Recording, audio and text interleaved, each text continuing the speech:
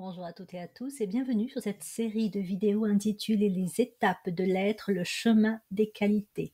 Donc vidéo de psychoastrologie mais plutôt de psychologie puisque dans cette série je vais évoquer de grandes qualités, qualités qui existent aussi bien sur le plan personnel que transpersonnel.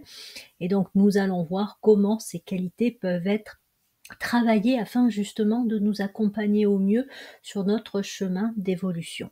Dans cette première vidéo, j'ai choisi une qualité qui est souvent considérée comme étant peut-être la principale ou en tout cas de base sur laquelle s'appuyer, c'est celle du discernement. Voilà, quand on veut avancer en conscience, on doit avant tout apprendre à faire preuve de discernement. Donc dans cette vidéo, je vais vous expliquer, toujours sous l'angle de la psychoastrologie ésotérique, l'enseignement des livres d'Alice Bailey, avec également aussi des apports d'Omra Michael Ivanov, donc ce qu'est le discernement.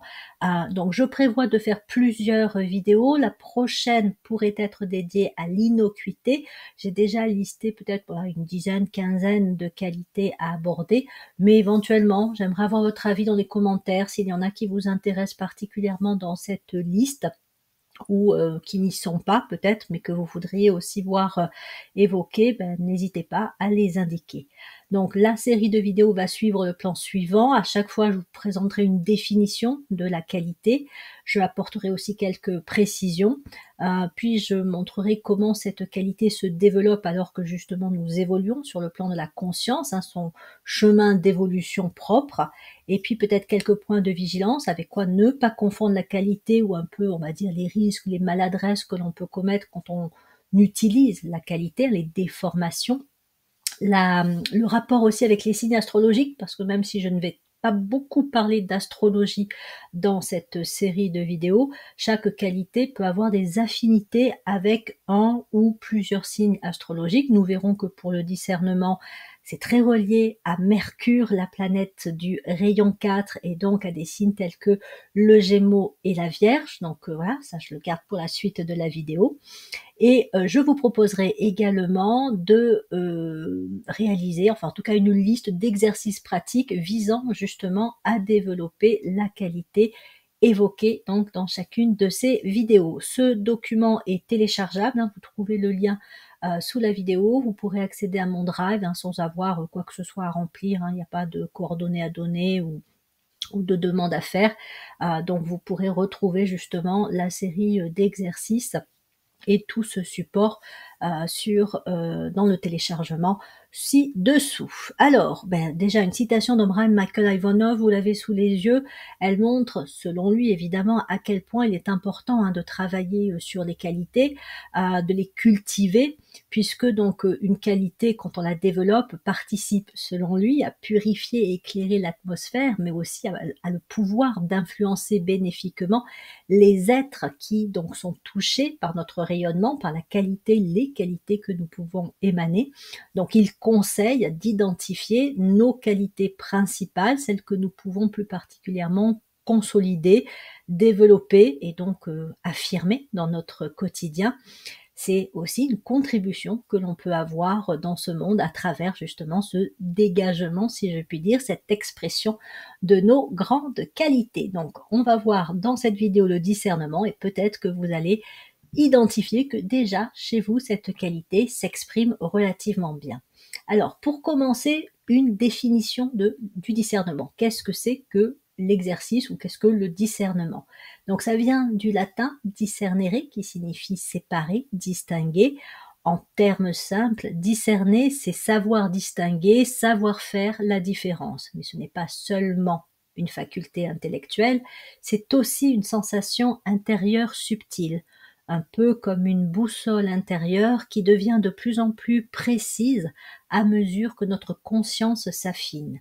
Le discernement commence dans les gestes ordinaires de la vie et peut s'élever jusqu'aux plus hautes sphères spirituelles.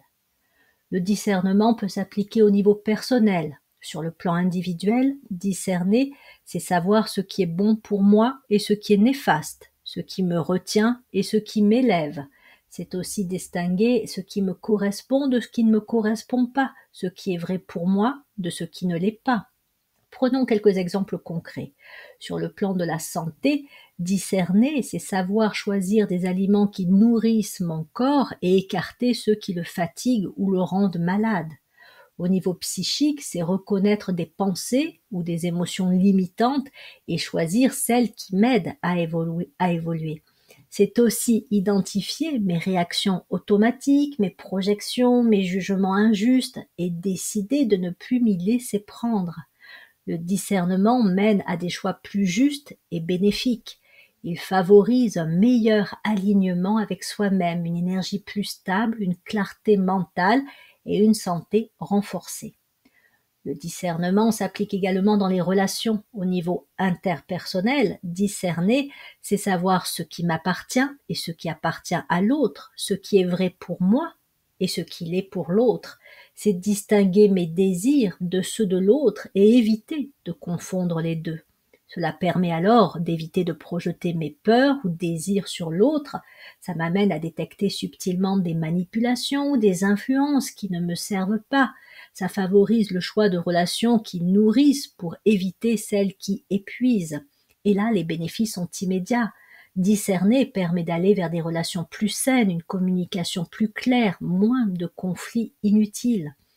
Le discernement soutient l'évolution de la conscience, sa pratique nous guide dans notre croissance personnelle. Ici, il s'agit de distinguer ce qui est dépassé et ce qui est à faire venir, entre l'ancien et le nouveau, ce qui m'attache au passé et ce qui ouvre l'avenir. Il conduit par exemple à changer de méthode de travail si celle-ci n'est plus efficace, à lâcher des habitudes ou croyances obsolètes, à choisir des lectures, des activités, des pratiques qui nourrissent réellement mon évolution. Grâce à ce discernement, nous évitons la stagnation et nous avançons sur un chemin de conscience plus clair, plus élevé. En évoluant encore, le discernement devient subtil. Il amène à savoir distinguer l'apparent de l'essentiel, l'illusoire du réel. Distinguer, c'est repérer en soi les croyances et conditionnements limitants, les formes pensées qui nous freinent. Sa pratique peut nous conduire à identifier des motivations inconscientes derrière nos décisions, une peur, un frein face à une situation de changement, à déceler des illusions dans nos choix professionnels, personnels, affectifs. Le discernement nous apporte sur ce plan une conscience plus fine, moins d'automatisme et une capacité à agir avec clarté et justesse, à devenir davantage l'acteur conscient de notre vie. Enfin, nous pouvons évoquer le discernement spirituel qui nous amène à faire la différence entre la personnalité et l'âme, entre ce qui nous éloigne ou nous rapproche de la vérité, entre le soi et le non-soi. À ce niveau, le discernement participe à reconnaître et cultiver ses talents et qualités pour les mettre au service du plus grand nombre. Il nous offre la possibilité de détecter les illusions du paraître pour privilégier le vrai dans notre vie. Il apporte une clarté dans la mission personnelle, plus d'harmonie et d'impact positif dans le monde et un éveil progressif de la conscience intérieure. En résumé, le discernement relie vie quotidienne et chemin spirituel, action et conscience, praticité et subtilité. Il favorise le fait de prendre soin de notre santé physique et psychique, d'avoir des relations équilibrées et authentiques, de choisir des expériences et chemins qui nous élèvent, d'affiner notre perception subtile et spirituelle. Dans les traditions spirituelles, le discernement est connu sous le nom de viveka en sanskrit ou discrimination spirituelle, enseignée par le Bouddha. Il est relié en astrologie, en psycho-astrologie ésotérique, au rayon 4, celui de la loi du sacrifice et du goût, et à Mercure, qui est donc la planète qui véhicule le rayon 4, symbole de la fonction mentale et de la discrimination. Quelques précisions. Quand on parle de discernement, il est important de lever certaines confusions, d'apporter quelques nuances. D'abord, le discernement n'est pas la critique. Là où la critique juge, rabaisse ou enferme, le discernement est clair. Il met en lumière mais sans condamner. Par exemple, je peux discerner qu'un comportement est maladroit sans pour autant juger la personne qui le manifeste. Le discernement n'est pas non plus une méfiance permanente, comme si tout devait être suspecté. Ce n'est pas non plus un mental qui analyse tout de manière froide. Au contraire, c'est une faculté vivante qui fait appel à l'intellect, mais aussi à une sensation intérieure subtile. Certains l'appellent un goût intérieur, d'autres parlent d'un radar ou d'une boussole qui s'affine avec le temps. C'est encore ce terme sanskrit, viveka, la discrimination spirituelle qui allie clarté mentale et perception intuitive. On pourrait dire que le discernement est une faculté qui se développe progressivement. Cela commence par l'observation. Je regarde les faits sans me précipiter. Puis vient la réflexion. Je compare, j'analyse. Ensuite, la méditation. Je laisse les choses mûrir en moi, sans forcer. Vient alors la vigilance dans l'action. J'applique avec attention dans la vie quotidienne. Et peu à peu, ce travail ouvre à l'intuition, une perception claire, fine, parfois instantanée. Observation, réflexion, méditation, vigilance dans l'action et intuition. On a quelques paliers de développement du discernement.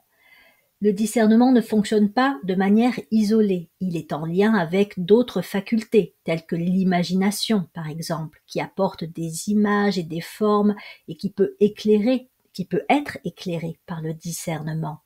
Il aide aussi à transmuter nos désirs en aspirations plus fines et à un niveau plus élevé, il prépare directement le terrain pour l'intuition.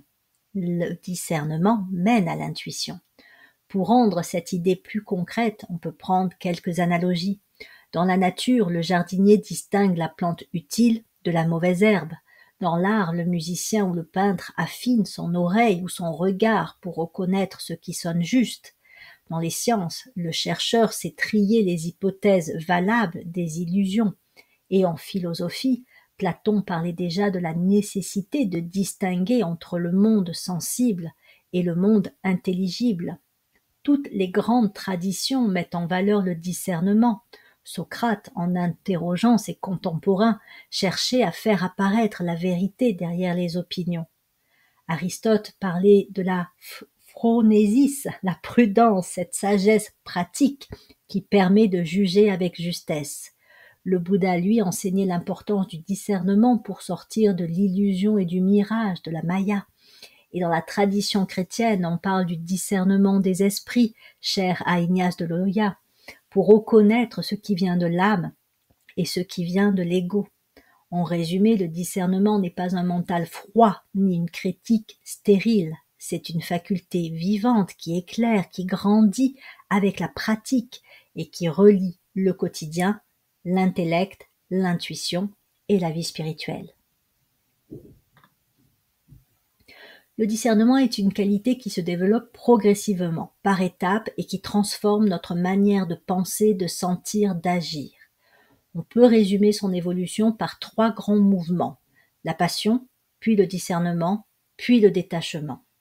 Au départ, l'être humain est dominé par ses désirs, ses impulsions, ses passions, mais peu à peu, il apprend à distinguer, à discerner entre ce qui est vrai et ce qui est faux, ce qui est utile et ce qui est inutile, ce qui relève du moi profond ou du non-moi. Ce travail répété, encore et encore et encore, conduit au détachement, une liberté intérieure qui permet de choisir en conscience sans être esclave des conditionnements. Pour rendre les choses plus claires, on peut distinguer 6 paliers de progression. Reconnaître la dualité, c'est prendre conscience que la vie est double. Il y a le moi et le non-moi, l'apparence et l'essence, la forme et la vie.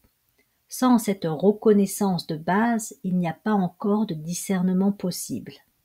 Le discernement intellectuel, c'est le premier stade où le mental concret analyse, compare, classe, trie, organise.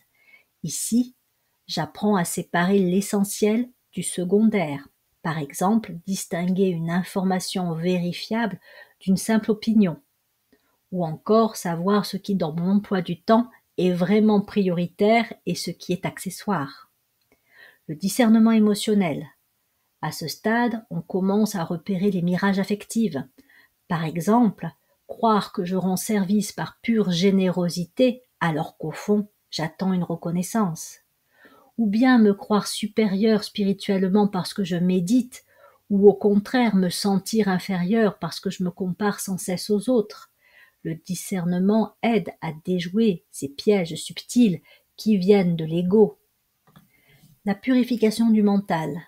Ici, il s'agit de calmer le flot des pensées pour que le mental devienne réceptif à une clarté supérieure. Un mental agité déforme la réalité, comme un lac troublé ne peut pas refléter le ciel. Mais un mental pacifié reflète les choses telles qu'elles sont. C'est le rôle de la méditation, de la concentration ou encore des exercices de vigilance intérieure. La naissance de l'intuition. À ce 5e stade, le discernement devient une reconnaissance directe. On ne raisonne plus seulement, on ne suppose plus, on sait. Par exemple, je peux rencontrer une personne et sans analyse rationnelle, percevoir clairement son authenticité, ou bien sentir qu'une décision est juste avant même d'avoir pesé les arguments. C'est une évidence intérieure, paisible, qui se manifeste. Enfin, l'intégration au service. Le discernement arrive à maturité lorsqu'il n'est plus utilisé seulement pour soi, mais qu'il devient un outil au service du bien commun. On choisit non seulement ce qui nous élève personnellement, mais ce qui élève et sert aussi l'ensemble. Ces étapes ne sont pas strictement linéaires, elles coexistent, se chevauchent et chacune peut être revisitée. Ce qui compte, c'est d'apprendre à s'auto-analyser après chaque expérience. Est-ce que cette pensée, ce choix, cette action m'a rapproché de mon âme ou bien de mes aspects inférieurs, mon émotionnel, mes peurs? Ai-je nourri plutôt ma personnalité ou plutôt le soi supérieur? C'est ces questions simples mais répétées honnêtement qui fait du discernement un compagnon de route fidèle sur le chemin de l'évolution. Quelques points de vigilance. Comme toute qualité spirituelle, le discernement nécessite un apprentissage et une vigilance. Comme indiqué, le discernement n'est pas la critique. Là où la critique juge et blesse, le discernement éclaire et libère. Si je dis à l'autre « tu te trompes, tu as tort », je critique. Mais si je vois clairement une situation et que je sais la présenter avec clarté et bienveillance, je fais preuve de discernement. Un autre piège est de tomber dans une intellectualisation froide. On peut analyser, comparer, peser les choses, mais si le cœur n'est pas présent, on perd la saveur intérieure de cette qualité.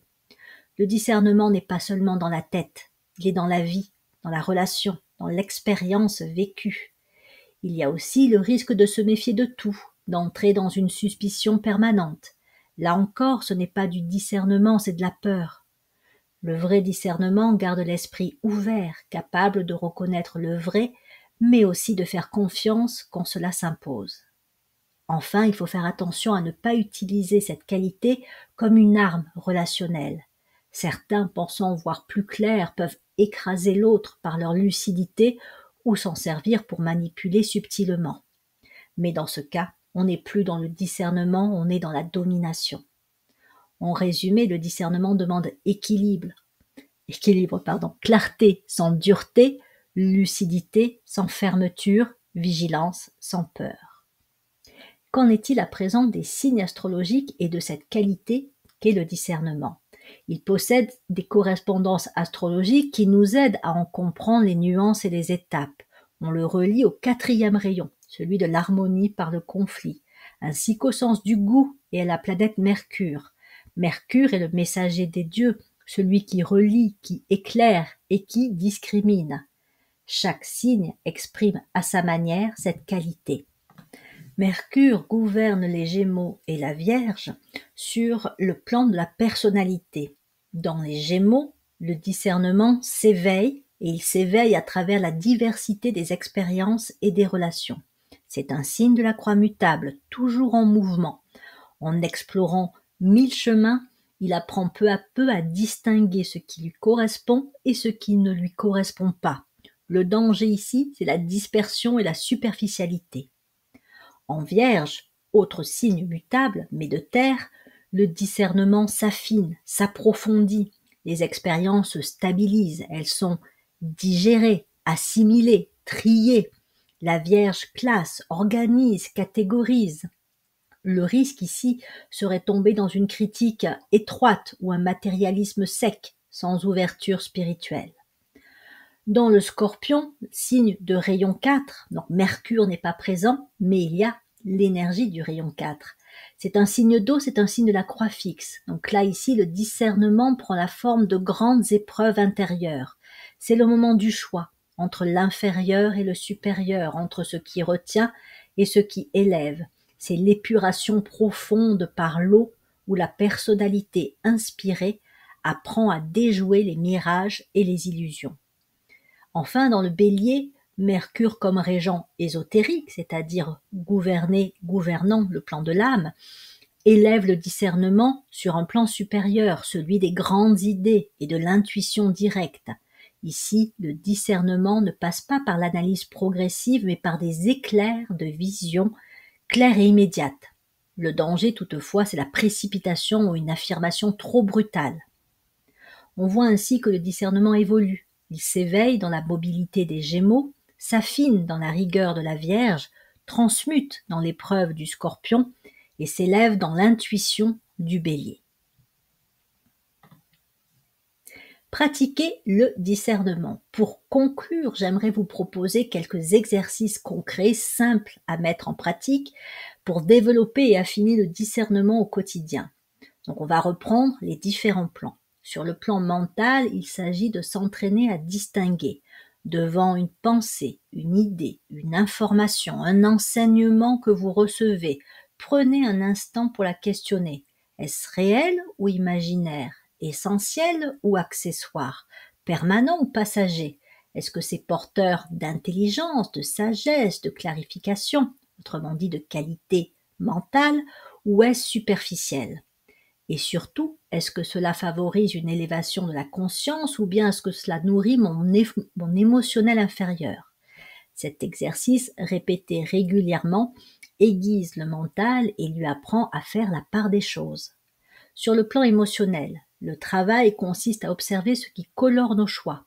Parfois, ce n'est pas la raison qui guide, mais un mirage, un désir, une peur, une vanité, ou encore le besoin d'être reconnu, apprécié.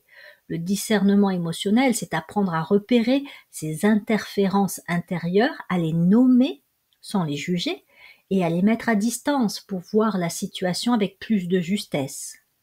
Sur le plan physique, il s'agit de devenir attentif à nos paroles, à nos gestes, à nos engagements, aux décisions que nous prenons quotidiennement. Chaque mot peut être porteur de clarté ou au contraire de confusion. Chaque action peut contribuer à notre alignement ou nous en éloigner. Développer le discernement sur le plan physique, c'est donc choisir consciemment ses actes en privilégiant ce qui est cohérent, juste, authentique, aligné avec ce que l'on veut vraiment incarner. Enfin, sur le plan spirituel, je vous propose une méditation quotidienne ou en tout cas quand vous sentez que c'est le bon moment de la pratiquer, simple. Chaque jour, asseyez-vous quelques minutes en silence, posez une question ou un choix de votre journée, posez une situation ou un choix de votre journée, puis invoquez intérieurement le discernement en vous reliant à l'énergie de Mercure, messager de clarté, et au rayon 4, celui de l'harmonie par le conflit. Ensuite, répétez doucement la question « Qu'est-ce qui me rapproche de l'âme ?» Laissez venir ce qui émerge. Parfois la réponse sera claire, parfois elle restera voilée, elle prendra peut-être un peu de temps à s'intégrer. Peu importe, ce qui compte, c'est d'entraîner en vous cette résonance intuitive au-delà du mental et de l'émotionnel jusqu'à ce que le discernement devienne une évidence intérieure.